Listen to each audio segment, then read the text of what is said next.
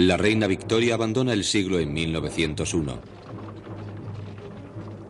De los imperios que dominan el mundo a principios del siglo XX, el británico es el más grande y hermoso.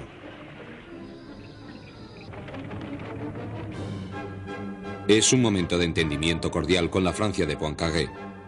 El imperio francés se extiende por África e Indochina. Los dos países se reparten el mundo. Es la época de las colonias. El imperio de Nicolás II es aliado de Francia y de Inglaterra, pero la inmensa Rusia es aún un país atrasado y miserable. Francisco José reina en Austria-Hungría, aliado de Alemania. Esa Alemania de Guillermo II, cada día más fuerte, que sueña con dominar Europa.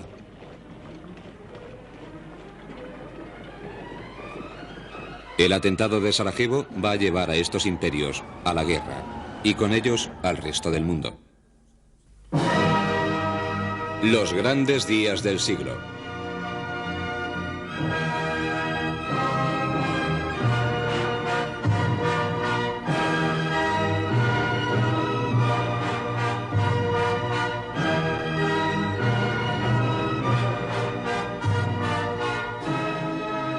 La leyenda del siglo.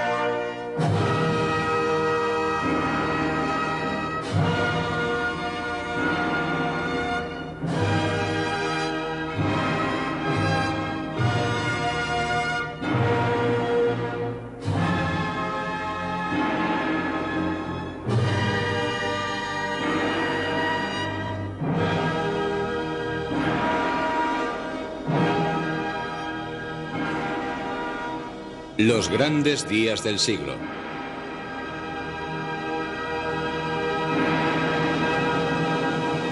La memoria de nuestro tiempo.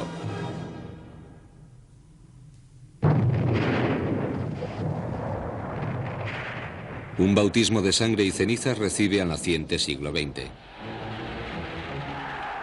Europa en este hermoso mes de agosto de 1914 se moviliza contra Alemania, pero sobre todo contra ella misma. La Rusia del zar y su pueblo de miserables. La Francia republicana y su odio a los alemanes, que sueñan con reconquistar Alsacia y Lorena. Inglaterra, que ve las ambiciones de la nueva Alemania. La carne para los cañones llega de todas partes, de Indochina, de la India, de los países de África. La guerra iniciada en el siglo XIX con kepis y pantalones grosella se transforma pronto en una horrible carnicería, con el terrorífico poder de nuevas armas.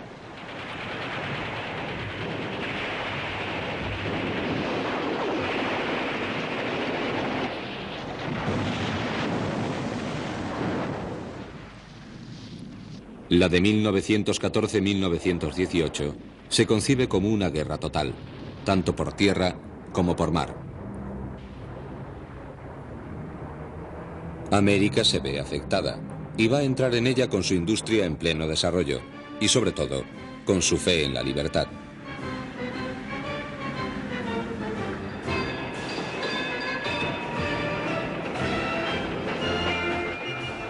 El presidente Wilson moviliza a su país como si se tratase de una cruzada, la de la democracia contra esos imperios de la vieja Europa que dominan a sus pueblos. Los soldados del general Pershing descubren al llegar a Europa el nacimiento de la guerra de los carros de combate.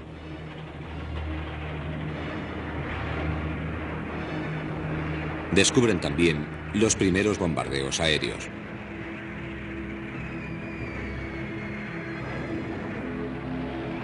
Cuando las campanas del armisticio tocan por fin el 11 de noviembre de 1918, la alegría de los pueblos expresa una certeza, la de haber sobrevivido a la última de las últimas. La gloria de los vencedores tiene un precio muy elevado, y la paz fracasada de Versalles no arregla nada. El horror de la guerra no extinguió el nacionalismo del corazón de los pueblos. La prosperidad europea es aniquilada, su juventud abatida. Hay más de 9 millones de muertos. De los viejos imperios, el de Nicolás II es el que se desmorona primero. Rusia ya no puede con la guerra, ni la miseria, ni la opresión de un régimen arcaico. Estallan huelgas de obreros en todo el país. En el exilio, un tal Ilyich Ulyanov, que el mundo conocerá pronto con el nombre de Lenin, anima a la agitación. El ejército se amotina. El pueblo en la calle pide pan. La vieja Rusia, dócil desde hace siglos, cae en la insurrección. En marzo de 1917, el último de los Románov abdica y sigue su destino. Mientras que el pueblo acaba con los símbolos de una dinastía tricentenaria, intenta instalarse la democracia. Lenin vuelve a su país en un tren blindado financiado por Alemania. Trotsky vuelve también de su exilio en América. Los dos comienzan su ascensión hacia el poder. Las buenas palabras bolcheviques se expanden por todo el país. Lenin promete la paz. Derrocarán al gobierno legal con el apoyo del ejército. Un golpe de Estado en la noche del 7 de noviembre de 1917. Un grupo de soldados basta para tomar el Palacio de Invierno. El cine oficial dará más tarde a este modesto episodio una versión más conforme con la propaganda revolucionaria.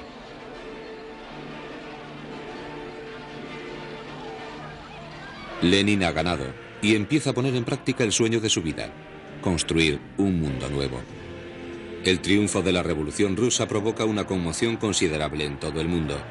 La esperanza de una vida más justa para los pobres e inquietud para los ricos. La Alemania vencida se entusiasma con los discursos de los espartaquistas y los de Rosa Luxemburgo.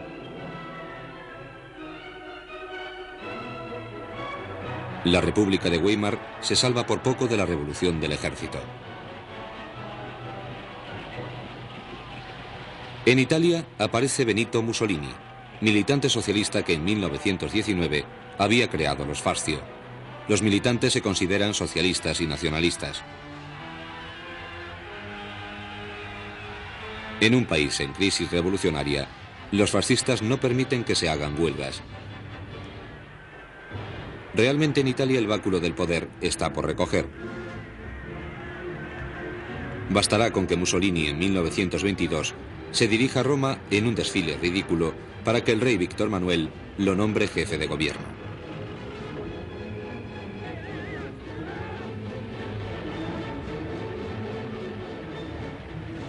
Pronto el nuevo poder muestra su verdadera cara.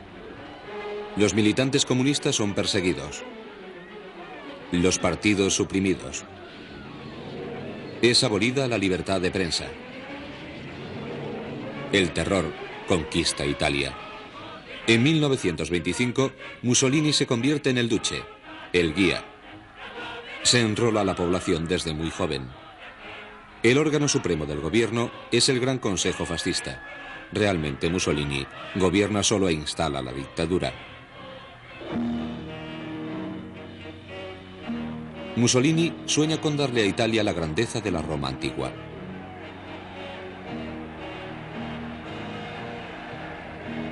Bastardo de la ideología colectivista y del sentimiento nacional, el fascismo se extiende por Europa y se intuyen nuevas desgracias.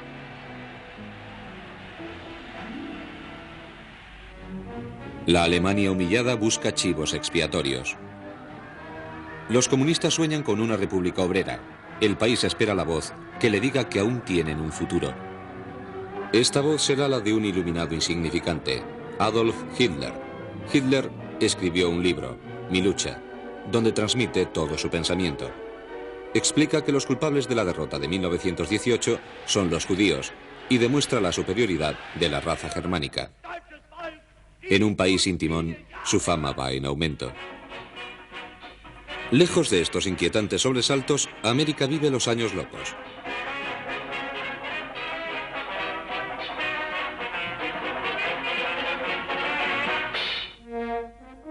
Una época de prosperidad con la imagen de los rascacielos que ilustran el bienestar de una América convertida en la primera potencia industrial del mundo. El país entero juega a la bolsa como si de un casino se tratase. Hoover se convierte en el presidente de una nación orgullosa de su éxito y de sus valores, pero que realmente vive de los créditos. En 1929, un jueves de octubre, Wall Street, símbolo de un capitalismo triunfante, se derrumba como un castillo de cartas. El pánico se apodera de los ahorradores. La bolsa pierde un 30% en 3 semanas. Millares de dólares se desvanecen en humo. La economía está arruinada. Millones de americanos se encuentran en la miseria. Ya no hay trabajo. Es la época de las uvas de la ira. El crecimiento de América se ve interrumpido y el capitalismo desacreditado.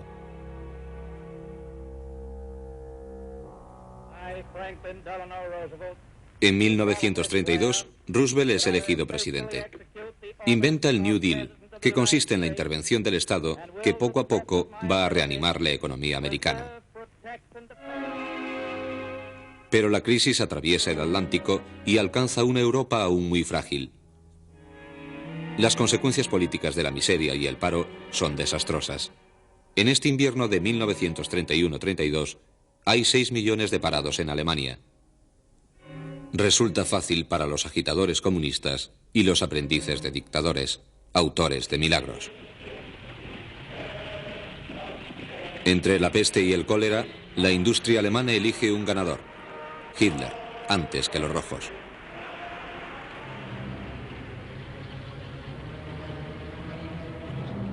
En las elecciones de 1932, el viejo Hindenburg es reelegido presidente. Un año más tarde, Hitler está en el poder. La noche de su nombramiento como canciller, los nazis desfilan cantando «Alemania es nuestra, mañana el mundo». Los intelectuales son los primeros en recibir sus métodos totalitarios. Los nazis empiezan por quemar los libros. Los judíos son excluidos del nuevo Estado alemán.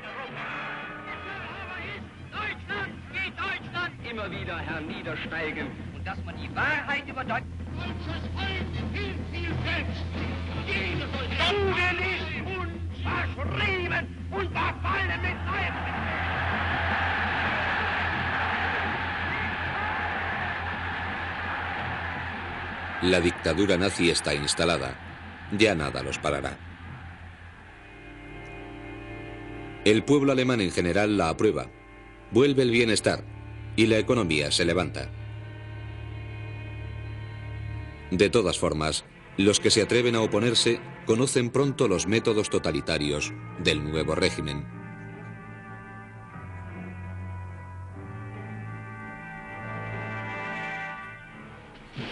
En 1935 se restablece el servicio militar.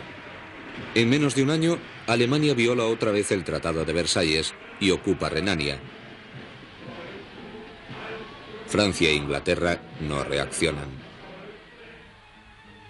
En el Japón, la crisis económica lleva a los militares al poder. El emperador Hirohito deja actuar a sus generales que sueñan con la conquista. La zona de Manchuria es la primera víctima. En Moscú, Lenin muere y Stalin preside desde 1928 los destinos de la revolución. El país tiene de él una imagen de ídolo. Los trabajadores entusiasmados edifican la patria del socialismo. Un minero, Stakhanov, bate los récords de producción, demostrando a los ojos del mundo la superioridad del socialismo.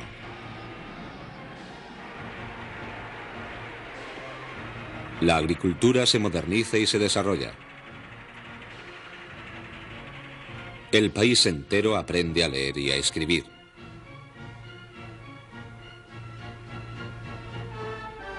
Se adora a Stalin. Acercarse a él es una alegría que basta para llenar toda una vida.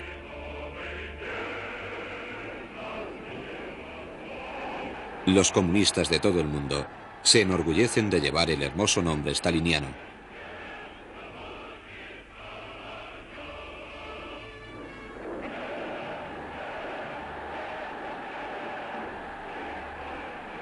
El mejor hombre de todos los tiempos se convierte en un dios.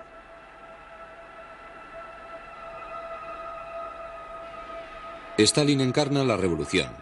A pesar de todo, ha renunciado a exportarla al resto del mundo. Prefiere consolidarla en su país. La realidad de la Unión Soviética es diferente de la propaganda oficial. Es un régimen de terror que reina en todo el país. Los campesinos rusos sueñan con poseer tierras. Padecieron la colectivización forzada y sangrienta de la agricultura, que ha causado millones de víctimas.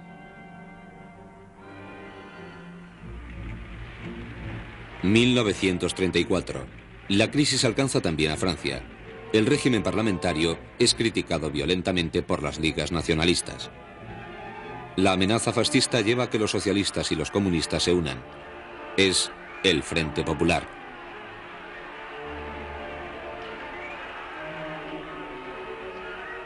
Léon Blum tendrá que tener cuidado, ya que el peligro es cada vez mayor. En España, Franco tomó las armas contra el gobierno legal. Durante 3 años, nacionalistas y republicanos van a librar una guerra civil aterradora.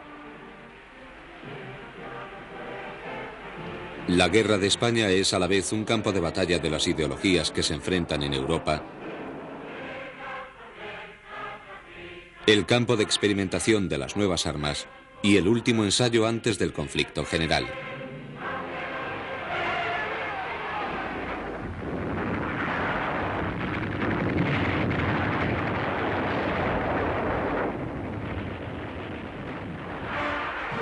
Moscú y los comunistas de las brigadas internacionales apoyan a los republicanos.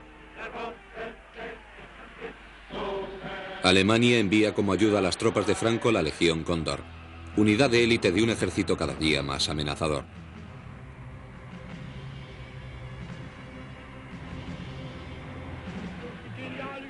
...1936... Hitler y Mussolini, que hasta este momento no se apreciaban nada, fundan el eje Roma-Berlín. Un eje que se prolonga más tarde hasta Tokio.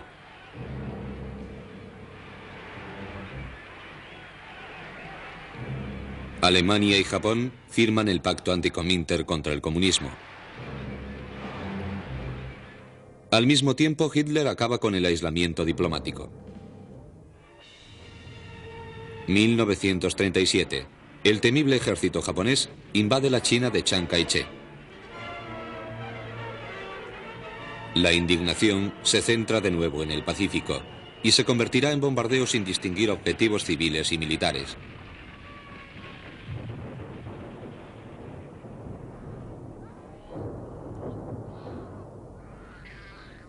En China, el ejército japonés se comportará de manera salvaje.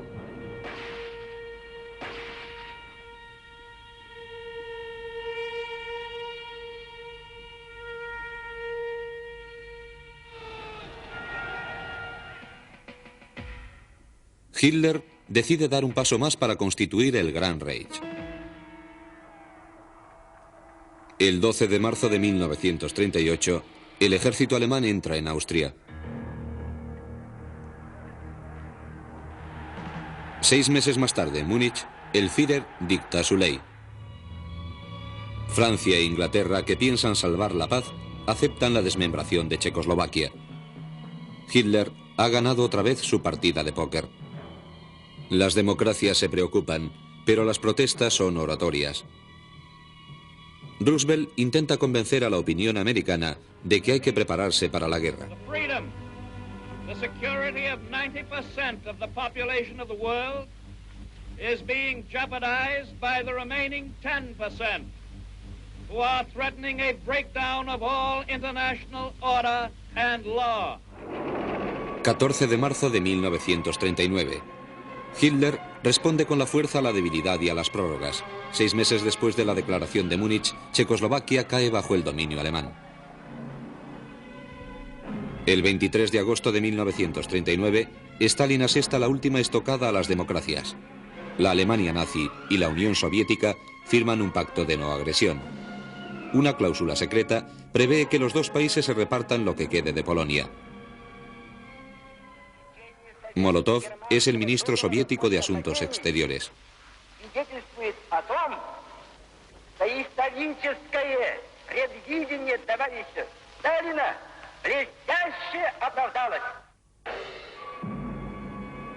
El 1 de septiembre de 1939, el ejército alemán entra en Polonia.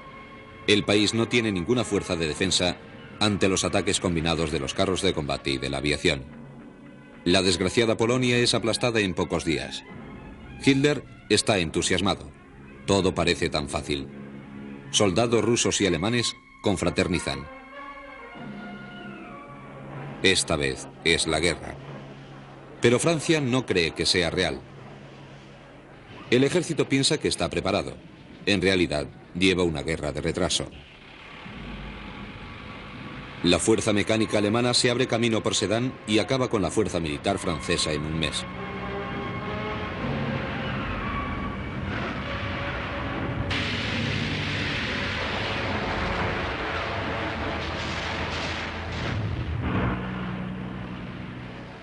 Los aviones de la Luftwaffe y los carros blindados siembran el desorden. Civiles y militares comienzan el éxodo. El 14 de junio de 1940, la Wehrmacht desfila bajo el Arco del Triunfo. Al amanecer, Hitler admira la Torre Eiffel. Francia es vencida, humillada. Con 84 años, Pétain está a la cabeza de un país a punto de derribarse. Général de Gaulle, j'entreprends ici, en Angleterre, cette tâche nationale. Una voz va a hacer un llamamiento a la resistencia y va a ser oída, la del general de Gaulle. A se mettre en rapport avec moi. J'invite tous les militaires français, les aviateurs, les forces françaises de terre, de mer, de l'air. J'invite les ingénieurs. El 22 de junio de 1940, Francia acepta firmar el armisticio en el mismo vagón de tren donde Alemania había capitulado en 1918. Inglaterra queda sola con la Royal Air Force.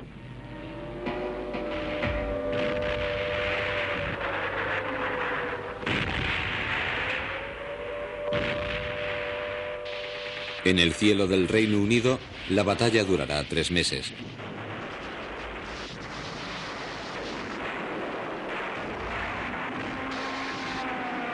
Los pilotos británicos son héroes y la resistencia inglesa es aplastada bajo las bombas.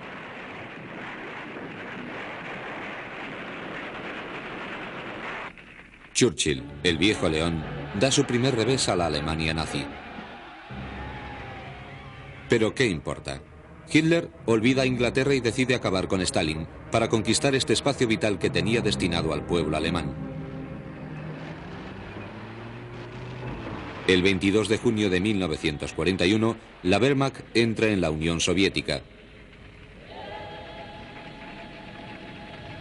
Stalin, incrédulo, asiste a la derrota de sus ejércitos. Los alemanes nazis hacen centenares de prisioneros y llegan a acercarse a pocos kilómetros de Moscú.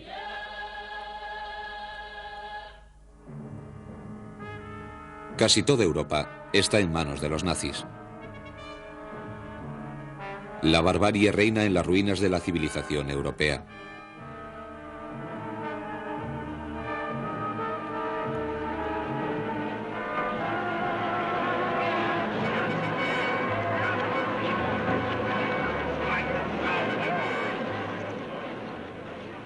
En el gueto de Varsovia, encerrados entre paredes, una decena de millares de judíos hambrientos van a resistir durante 2 años como un último testimonio de la dignidad humana. El 7 de diciembre de 1941, sin declarar la guerra, la aviación japonesa bombardea Pearl Harbor. América pierde la mitad de su flota en el Pacífico. El ataque permite a Roosevelt vencer las negativas del Congreso. Los Estados Unidos entran en guerra y el esfuerzo de la potencia está a su altura.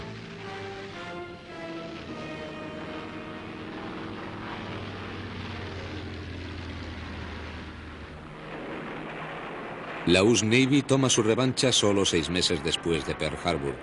La marina japonesa es humillada en Midway. Es una victoria feliz y con Midway los aliados retoman la iniciativa. En Europa, los nazis se hunden en delirio asesino. Toman la decisión de deshacerse de las razas consideradas inferiores y se pone en marcha la exterminación sistemática, metódica, de los judíos, de los cíngaros y de todas las desgraciadas víctimas que se amontonan en los campos de concentración.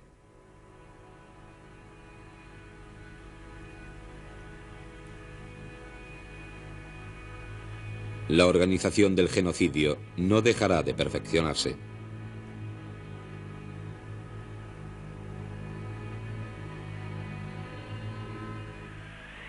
En Rusia, el invierno de 1942 bloquea al ejército alemán en Stalingrado.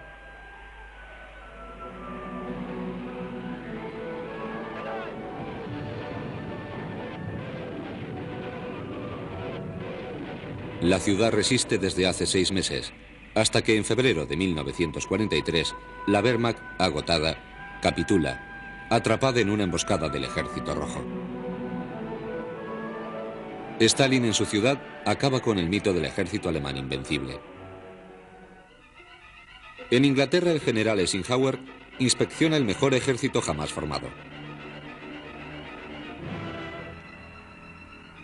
Al amanecer del 6 de junio de 1944, las fuerzas de desembarco se encuentran en las playas de Normandía. Los alemanes son sorprendidos. Esperaban a los aliados mucho más al norte.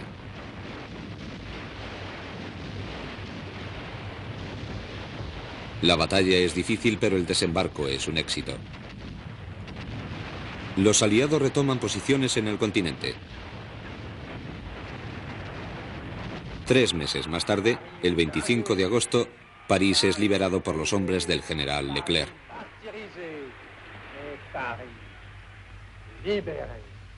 Libéré par lui-même, libéré par son peuple, avec le concours des armées de la France, avec l'appui. La victoria se acerca. En febrero de 1945, los aliados se reúnen en Yalta para preparar la posguerra. Roosevelt está acabado por la enfermedad. Churchill está preocupado por el dominio comunista en la mitad de Europa. El nuevo mapa europeo se perfila en Yalta. Stalin promete elecciones libres en los países conquistados por el Ejército Rojo. Nunca se celebrarán. En Yalta, el nuevo zar intenta conseguir la Europa oriental.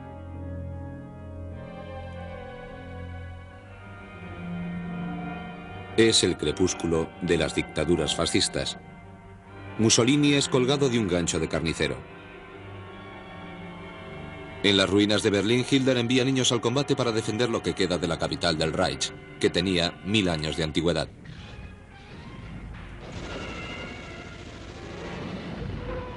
El 30 de abril de 1945, los soldados del ejército soviético enarbolan la bandera roja en el Reichstag.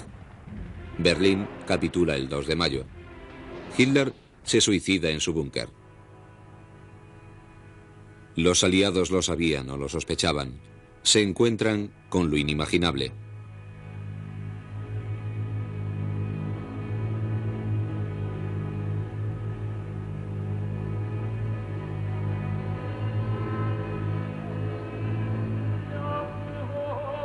Cinco o 6 millones de hombres, mujeres y niños han muerto en los campos de concentración. Nos está prohibido olvidar que la destrucción sistemática de los hombres haya nacido en el espíritu de otros hombres.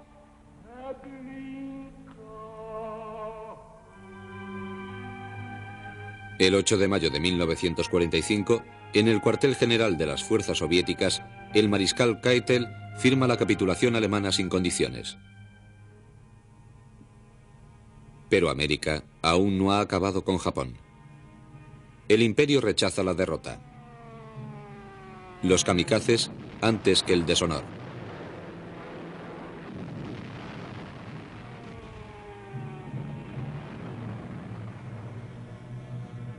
El 6 de agosto un avión lanza una nueva bomba sobre Hiroshima, con un poder terrorífico. Es la bomba atómica, y con ella el mundo entra en la era nuclear. El 2 de septiembre de 1945, Japón capitula. El mundo recupera por fin la paz.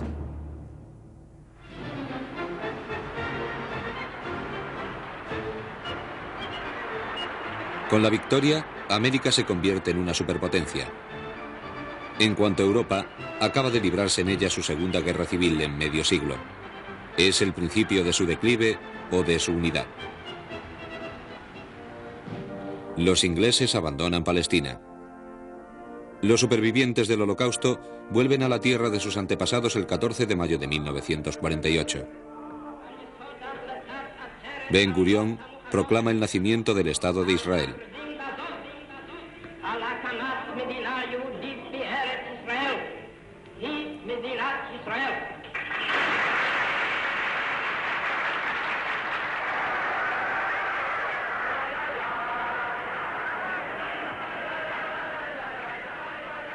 La alegría de los israelíes no durará mucho tiempo. Esa misma noche los países árabes se declaran hostiles a la formación de este país.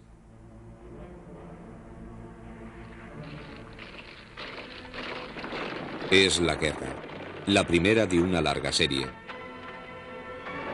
Israel gana la guerra a la coalición árabe y aprovecha para engrandecerse. Los palestinos comienzan la búsqueda para recuperar sus tierras perdidas. La India intenta acabar con el yugo inglés. Inglaterra ya no tiene fuerzas para detener la voluntad independentista de las colonias. Un hombre pequeño y débil lucha desde hace 30 años sin violencia contra el poder británico.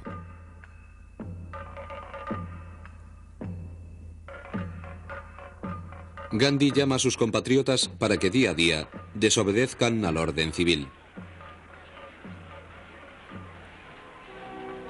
El 15 de agosto de 1947, Nehru recoge la herencia de Gandhi.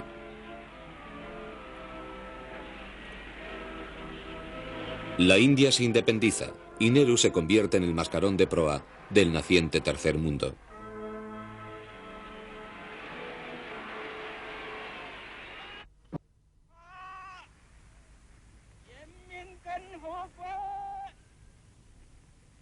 En China, Mao vence a Chiang Kai-shek.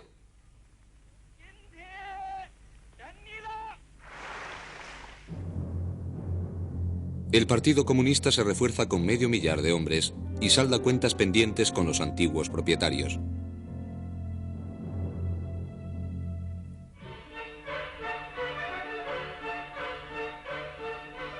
Mao intenta también construir un mundo nuevo, creando un hombre nuevo. La tierra se colectiviza y la población se moviliza obligatoriamente para realizar los grandes trabajos.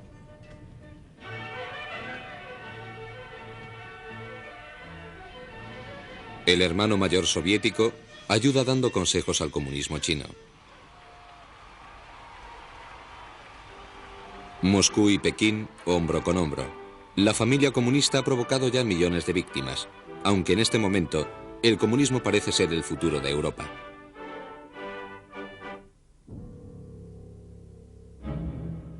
Stalin ha hecho caer el muro de hierro en las fronteras de su nuevo imperio. Moscú sovietiza a la fuerza a los países del este. El terror stalinista se nutre de complots imaginarios, de condenas sin juicio, de deportaciones masivas. Oficialmente, los dos grandes vencedores de la Segunda Guerra Mundial son aliados, pero no será por mucho tiempo. Truman, el nuevo presidente americano, parece buena persona, pero acaba siendo temible con los comunistas. El 26 de junio de 1945, la ONU, la Organización de las Naciones Unidas, celebra su primera reunión en Nueva York. En febrero de 1948, un golpe de Estado en Praga. Aunque minoritarios, los comunistas toman el poder en Checoslovaquia. Empieza una nueva guerra, la Guerra Fría. Para evitar que el comunismo se extienda, el general Marshall convence a América para que ayude a financiar la reconstrucción de Europa. El bloqueo de Berlín en junio de 1948 consagra la separación de Europa y del mundo en dos bloques. La ciudad es aprovisionada durante un año por un espectacular puente aéreo. La crisis provoca el nacimiento de dos estados alemanes independientes y convence a los occidentales para el Pacto Atlántico. La primera bomba atómica soviética explota 3 meses más tarde. Las dos superpotencias poseen la misma arma. A partir de ahora el mundo va a vivir con el miedo de una destrucción recíproca.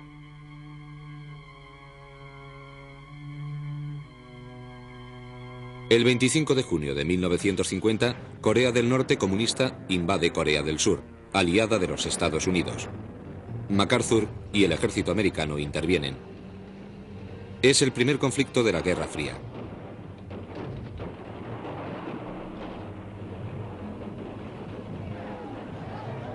Un año más tarde, la China de Mao va a salvar a los comunistas que están a punto de fracasar. Se piensa que habrá un conflicto nuclear. Finalmente, la guerra acaba en tablas.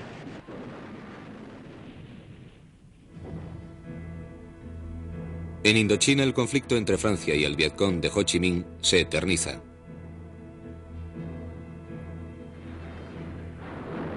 El 7 de mayo de 1954, el cuerpo expedicionario francés es rodeado por Dien Bien Phu.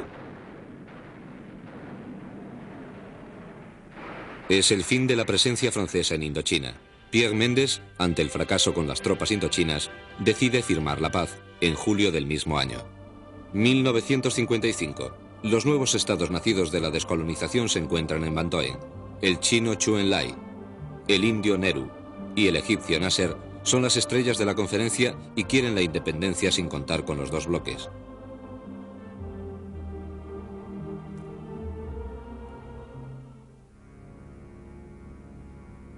Stalin muere de una hemorragia cerebral el 5 de marzo de 1953. El dios de los comunistas es mortal. El dolor del pueblo es sincero, pues Stalin era considerado como un padre por todo el pueblo soviético. ¿Qué va a ser de la URSS sin Stalin? El mundo entero evoca la memoria de un gigante.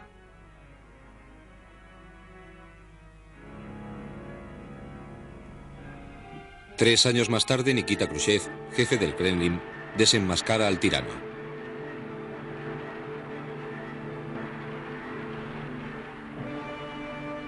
En plena noche, delante de los delegados del 20º Congreso, Khrushchev denuncia los crímenes de Stalin. El golpe es tremendo en toda la familia comunista. Los países del este empiezan a moverse rápidamente. 1956. Hungría manifiesta el odio al régimen y reclama la libertad.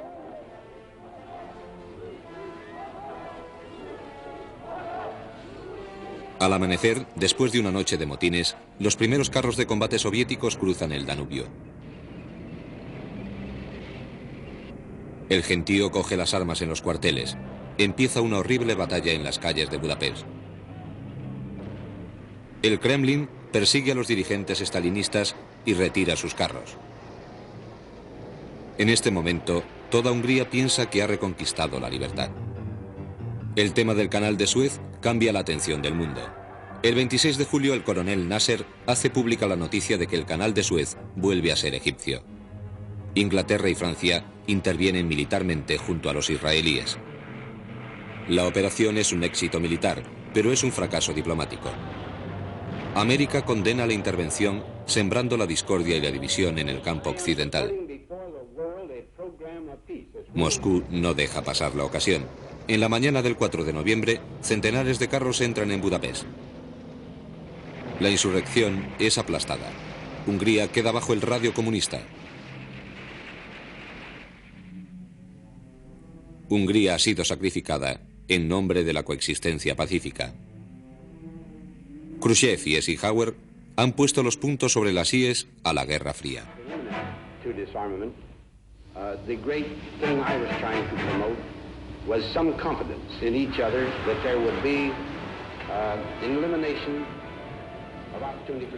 América piensa que aún tiene la superioridad militar. Pero son los rusos los primeros en fabricar la nave espacial que enviarán a las estrellas, el Sputnik.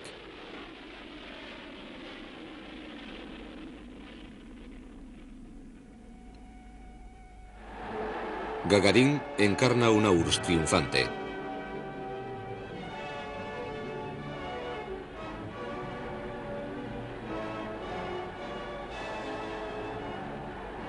El señor K seduce o amenaza según las circunstancias.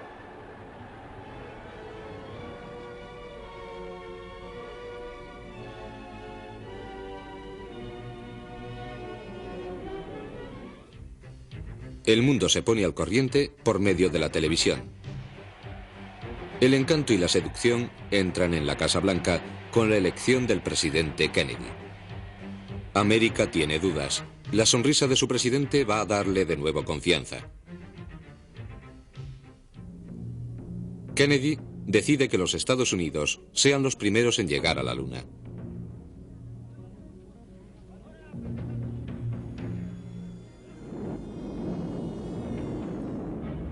En Viena, en 1961, se produce el reencuentro en la cumbre. Khrushchev trata de provocar al joven presidente, al que considera un poco blando. Su reencuentro, por otra parte, no se considera un gran éxito. Rápidamente el Kremlin hace sufrir las consecuencias de su temeridad en Berlín. En una noche la ciudad queda dividida en dos por la construcción del muro de la vergüenza.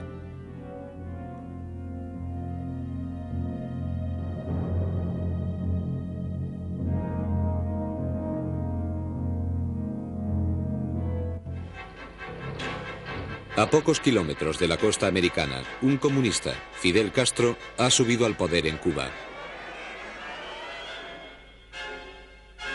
América ya no se duerme.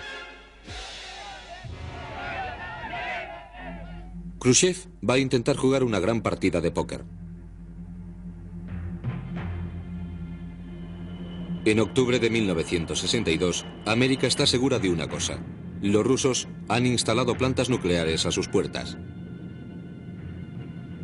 Si los rusos contaban con la inexperiencia del nuevo presidente, su respuesta va a decepcionarles. John Kennedy decide el bloqueo de la isla.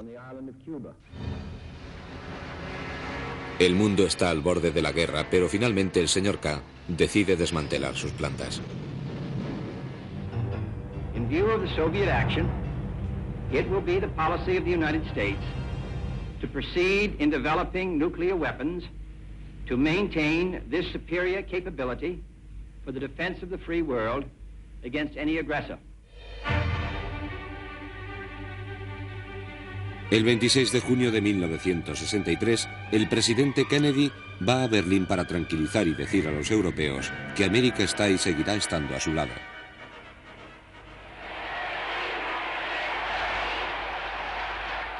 All free men, wherever they may live, are citizens of Berlin. And therefore, as a free man, I take pride in the words, Ich bin ein Berliner. A pesar de la cerrazón del discurso y de los incidentes durante su desarrollo, la coexistencia pacífica va a mantenerse. El 22 de noviembre de 1963, América queda conmocionada profundamente. Después de 1000 días de presidencia, John Kennedy desaparece prematuramente. Es asesinado en Dallas.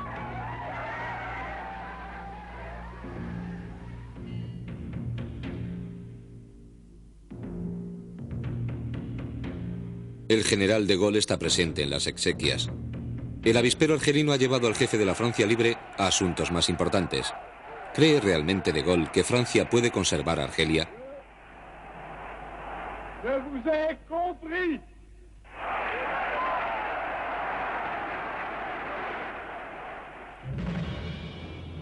Parece cierto que la rebelión es reducida.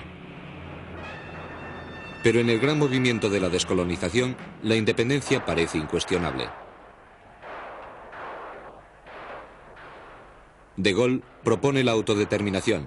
La revuelta estalla en Argelia y una parte del ejército se considera traicionado. Un pouvoir insurrectionnel s'est établi en Algérie par un prononciamiento militaire. La violencia y los atentados no pueden impedir los acuerdos de Vian en marzo de 1962. Argelia es independiente el 3 de julio y Ben Bella, el líder de la rebelión, es su primer presidente. De Gaulle lleva a cabo la descolonización con éxito y de forma tranquila en el África Negra. La comunidad preserva la cooperación con Francia. El Congo del año 1961 a su vez conoce la guerra civil. El joven presidente Lumumba es asesinado. El general Mobutu, más próximo a los occidentales, toma el poder. La nueva África entra en un ciclo de violencia y de golpes de Estado que hacen de ella el continente siniestro de este siglo. De Gaulle y Adenauer, los dos grandes artífices de la reconciliación franco-alemana. Es lebe Bonn, es lebe Deutschland, es lebe die deutsch-französische Freundschaft. La nueva Europa empieza por fin a construirse. El general de Gaulle ve extenderse esta Europa desde el Atlántico hasta los Urales, pero en Moscú, Khrushchev tiene problemas con China. A pesar de las sonrisas y de los apretones de manos, no pueden disimular las diferencias ideológicas y los temores recíprocos. La primera bomba atómica china estalla en 1964. Detrás del artificio de la propaganda, la revolución china aún no está a punto y Mao es criticado. Para eliminar a sus opositores, el viejo líder lanza la revolución cultural. La Guardia Roja, con el libro Conteniendo los pensamientos de Mao en la mano, exige la vuelta a la pureza ideológica.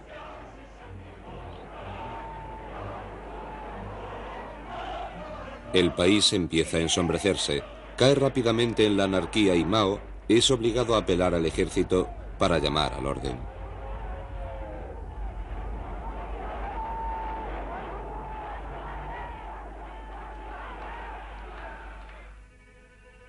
Con la depuración y la represión, la revolución cultural provoca millones de víctimas.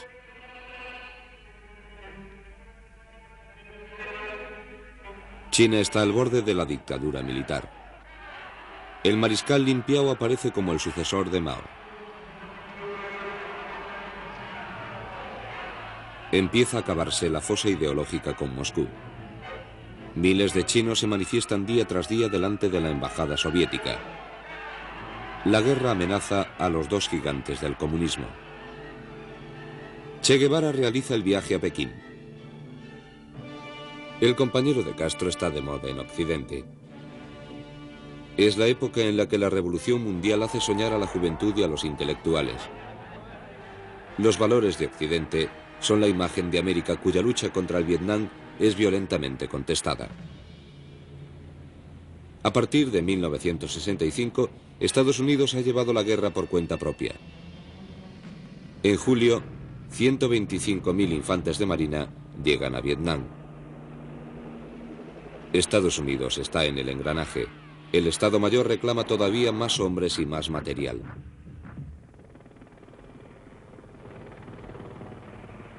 Los maquis de Vietnam del Sur reciben la ayuda del norte comunista, amparado por Moscú.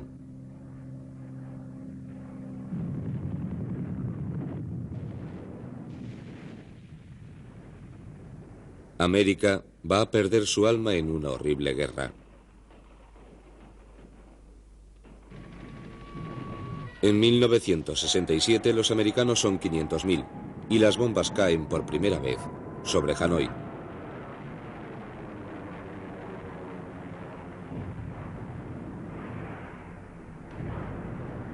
En febrero de 1968 se produce la ofensiva del Tet. Los miembros del Vietcong están a escasos kilómetros de Saigón.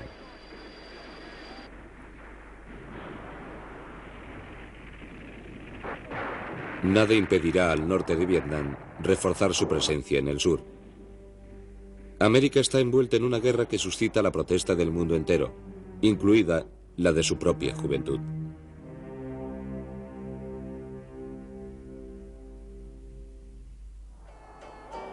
Los jóvenes americanos rechazan esta guerra que no es la suya. Con pelos largos y camisas de flores, esta generación descubre la píldora y la libertad de costumbres. América sufre igualmente el problema negro.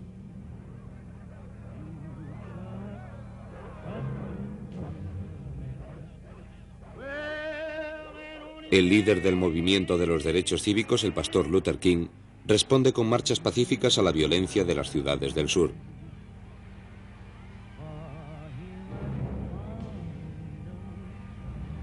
Martin Luther es asesinado en Memphis el 4 de abril de 1968. Nadie ha hecho más que él por el progreso en la causa de los negros en Estados Unidos. Con el malestar de América, todo Occidente se vuelve a encontrar en situación de acusado y empieza ya a dudar de sus valores.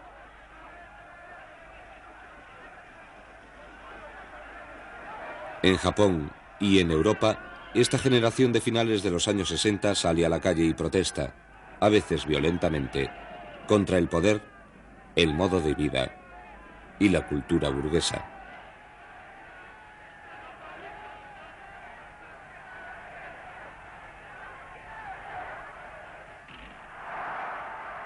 En Berlín, el Vietnam de Ho Chi Minh y el recuerdo de Lenin están a la cabeza del cortejo.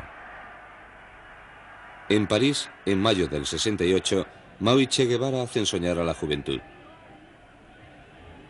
Los acontecimientos de mayo hacen temblar al régimen.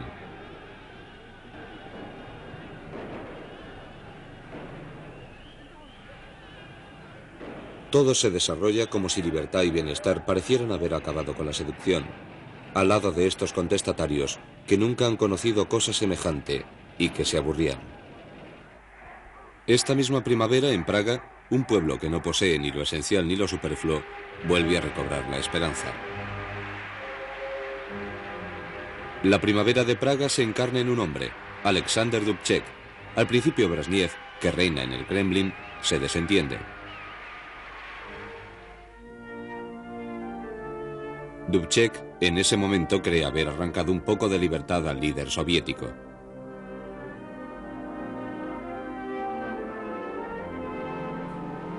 El reencuentro se acaba con una gran unanimidad.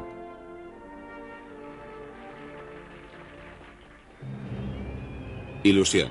Checoslovaquia es invadida el 21 de agosto.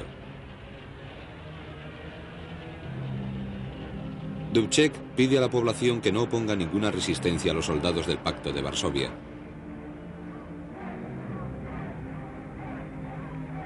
Las tropas de intervención esperaban encontrar un país en plena insurrección. Se enfrentan simplemente con las preguntas, a veces los insultos, de un pueblo desarmado, rabioso de impotencia. Los soviéticos convocan a Dubček en el Kremlin y entierran la primavera. Checoslovaquia queda normalizada. En el mismo año Nixon llega a la Casa Blanca. Con él va a cambiar la política americana de Vietnam y las dos grandes potencias van a poder hablar por fin. El mandato de Nixon comienza con un triunfo americano en el espacio. Collins, Armstrong y Aldrin se preparan para mantener la promesa que el presidente Kennedy había hecho a América.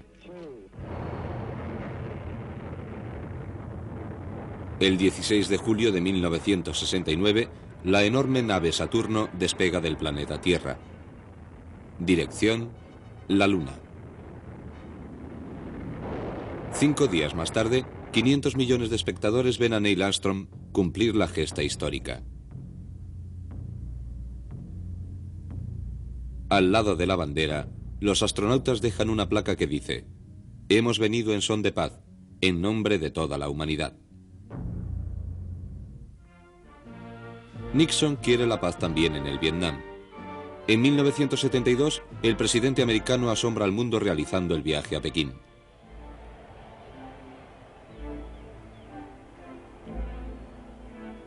Richard Nixon concluye con Mao una larga marcha diplomática que desemboca por fin en el éxito de las conversaciones de paz mantenidas en París. El 27 de enero de 1973 se firma el alto el fuego. Para América la guerra ha acabado, pero Vietnam del Sur se encuentra solo. Los comunistas no harán más que un pequeño preludio de esto. Nixon, brillantemente reelegido, no termina su mandato. I first learned from news reports of the Watergate break-in. La prensa desvela una serie de malversaciones políticas y financieras que escandalizan a América. El Watergate obliga a dimitir al 37º presidente americano el 8 de agosto de 1974. Nixon ha iniciado la distensión con el mundo comunista, pero deja a una América debilitada que duda de sus instituciones. Saigón cae el 30 de abril de 1975. Sin América, Vietnam del Sur no ha durado más que 2 años. En medio de un pánico indescriptible, los últimos americanos y sus aliados del sur abandonan la embajada, mientras los carros comunistas están en las afueras de la ciudad.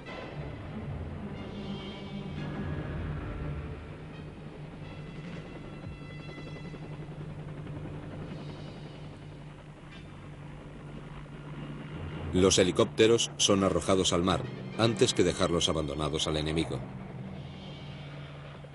América está humillada.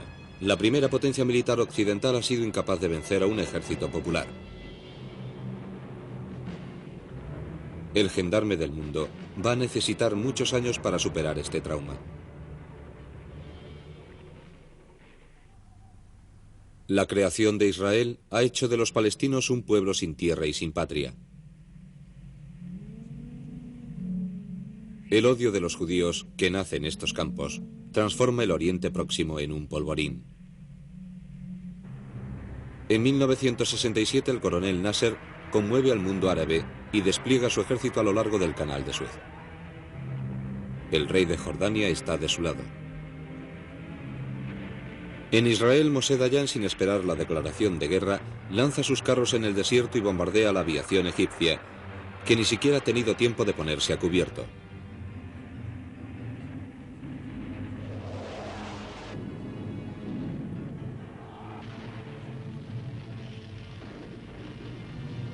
La guerra dura apenas 6 días. Israel, vencedor, amplía una vez más sus fronteras. Ocupa el Sinaí, el Golán y la mitad de Jordania. El resentimiento de los árabes se hace todavía más grave debido a esta derrota. El movimiento palestino de Yasser Arafat elige entonces el camino del terrorismo para llamar la atención del mundo.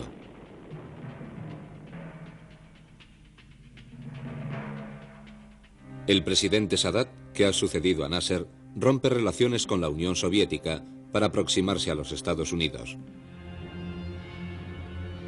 En 1973 estalla la Guerra del Kipur. La coalición árabe sigue todavía vencida, pero esta vez el ejército egipcio se ha comportado valientemente. Y gracias al orgullo del presidente Sadat, puede hacer el viaje histórico a Jerusalén.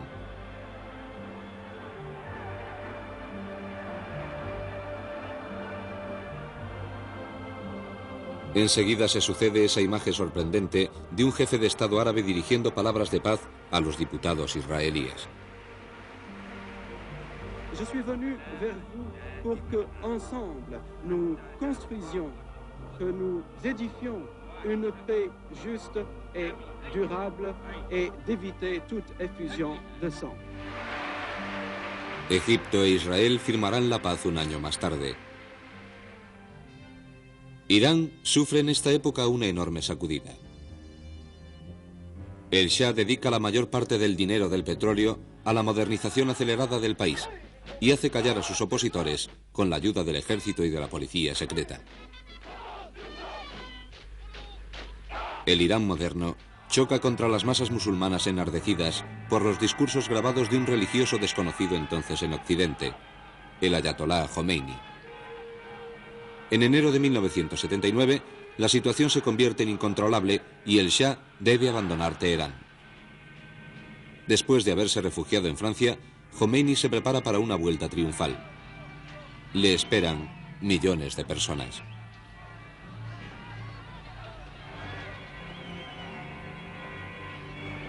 El poder islámico se instala.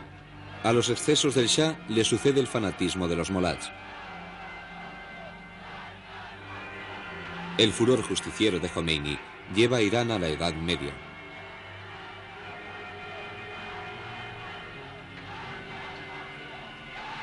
Jomeini lanza muy pronto a sus guardianes de la revolución al asalto del Gran Satán americano. En noviembre toman la embajada y cogen como rehenes a una cincuentena de diplomáticos. El Islam extremista empieza a inquietar la escena mundial.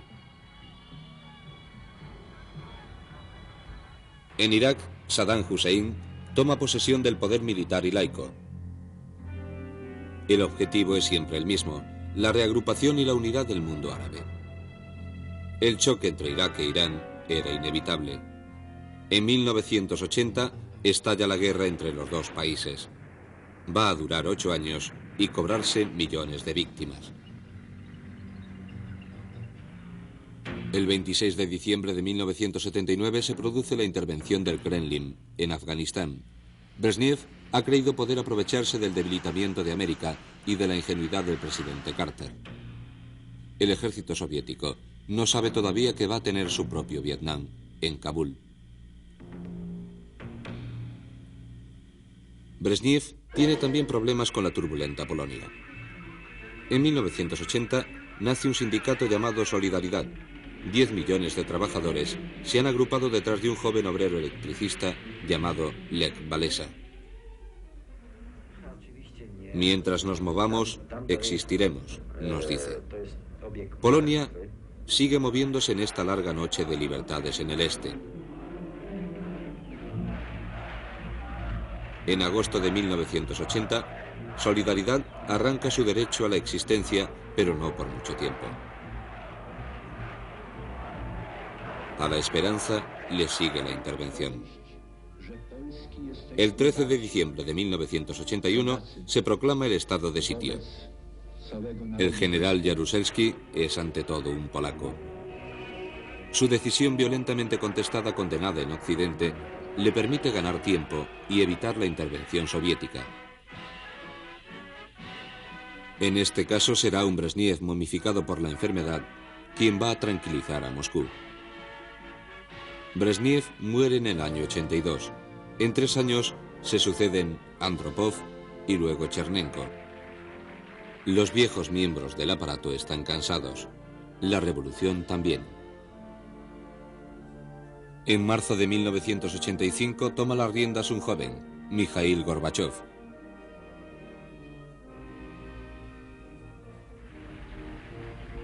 ¿Quién puede adivinar en ese momento la amplitud de los cambios que va a cometer el bloque soviético?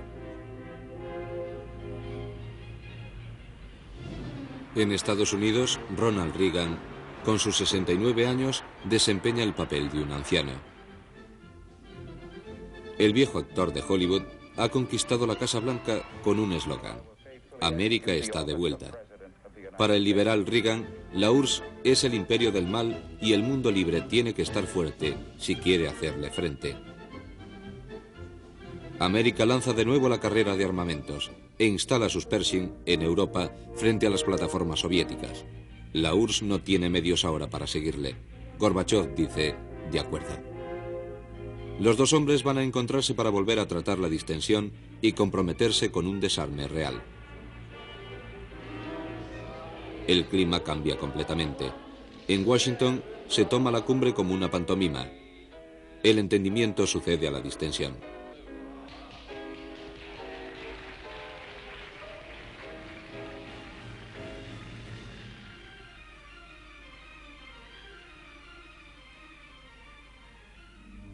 Gorbachev necesitará nuevas relaciones con América para mantener un país que se hunde. El 26 de abril de 1986 tiene lugar un accidente en una central nuclear. Es el accidente de Chernóbil. Las taras de la burocracia soviética van a hacer de esto un cataclismo ecológico. El corazón de la central explota y se produce una enorme nube radioactiva sobre la región.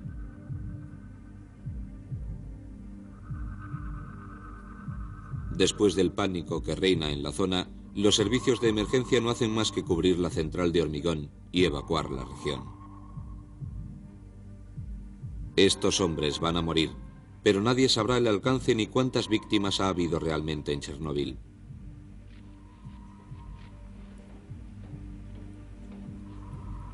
La nube radioactiva, empujada por el viento, va a contaminar todo el norte de Europa, que ignora todavía la gravedad de la situación.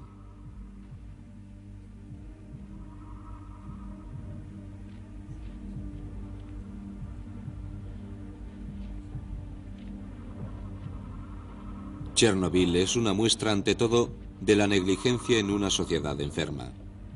Pero esta catástrofe habrá tenido al menos el mérito de hacer de la ecología una de las mayores preocupaciones de los pueblos en este fin de siglo.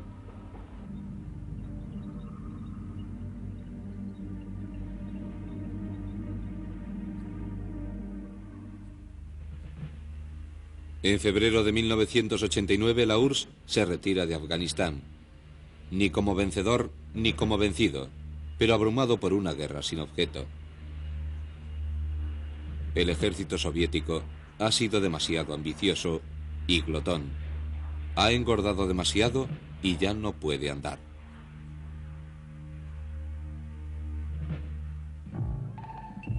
A Gorbachov le queda por hacer lo más duro en el interior de su propio país, que ya no cree en nada. La glasnost, la perestroika, son cosas en las que los soviéticos ya no confían. En el país de la mentira, las palabras ya no son suficientes. Lo que quiere el pueblo ruso es simplemente vivir, vivir mejor y libremente. Gorbachov no es Stalin. Los países del este tienen la prueba de ello. Polonia es libre y Solidaridad está en el poder.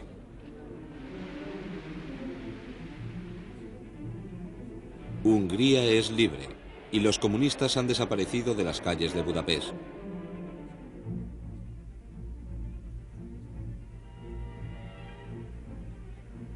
Checoslovaquia es libre y el escritor Václav Havel, el antiguo proscrito, es presidente de la República. Todos estos países están arruinados por 50 años de comunismo. Pero ¿qué importa si sus pueblos han encontrado un porvenir?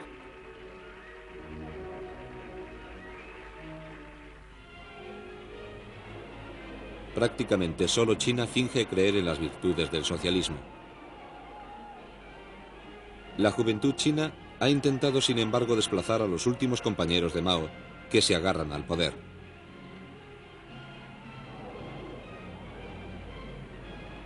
Gorbachov ha sido acogido en Pekín como liberador. Pero el viejo Deng Xiaoping no ha cedido a las sirenas de la perestroika.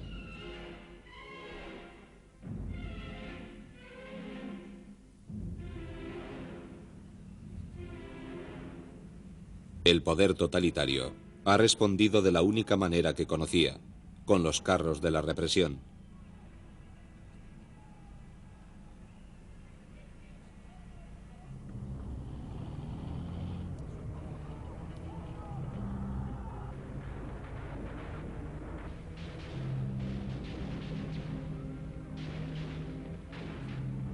Los líderes de la libertad han sido perseguidos, detenidos, torturados y fusilados.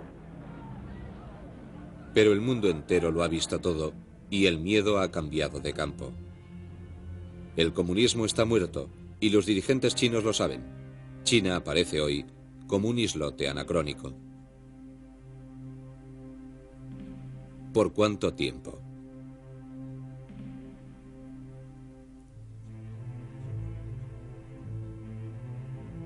No.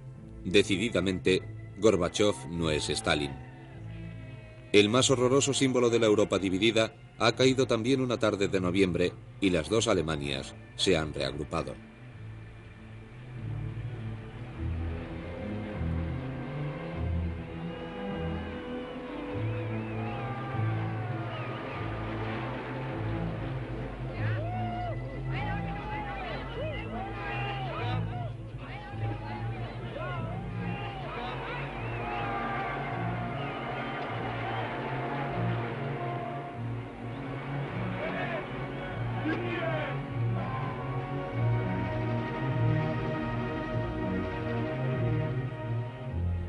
Esta Europa sale de la glaciación. Con su desaparición, el comunismo deja el mundo sin un punto de referencia. ¿Puede el rostro de este niño simbolizar un siglo XXI más solidario y más fraternal?